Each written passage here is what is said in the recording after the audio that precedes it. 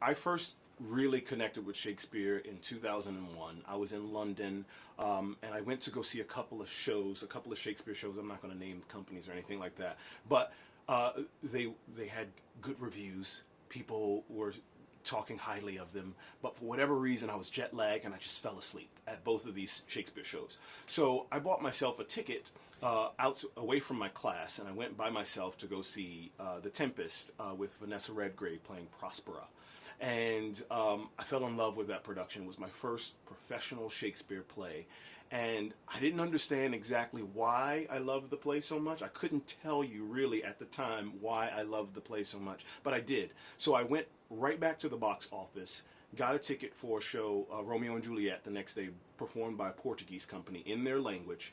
And of course, I didn't understand the words, but I understood the heart underneath the play. So as you know, the story of Romeo and Juliet, and I know the play, right? Everybody read it in high school or something, right? But I saw the play, and I'm sitting next to these two lovely ladies. They're from Australia, and they were beautiful. And I'm a single man, just like sitting around watching this play, and these two girls, I'm like, wow, I just gotta, be cool because they're really, really cute.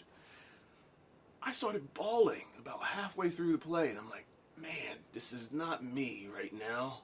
I'm sitting in here standing between two beautiful women, and I'm just bawling. I can't help it. I mean, like audible sounds coming out of my mouth, like sniffling or whatever.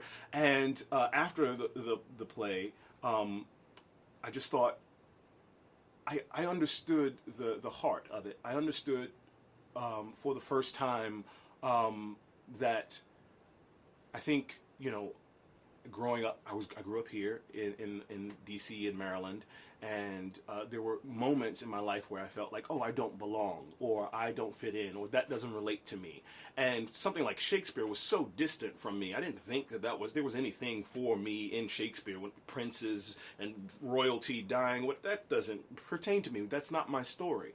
But then when I realized, again, going back to the human condition, that these people, they fall in love, they get jealous, they have rage, all of those things I get.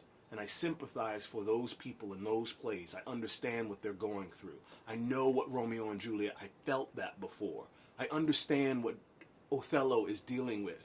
I know what Prospero, in my mind, what the Prospero is dealing with. I can relate to that. I understand those simple, basic themes. And even though the poetry at times will take me out into another place, and I won't necessarily follow it, I follow the heart and the pulse of the play, and I realize exactly where I fit in with everything, and that's how I fell in love with Shakespeare.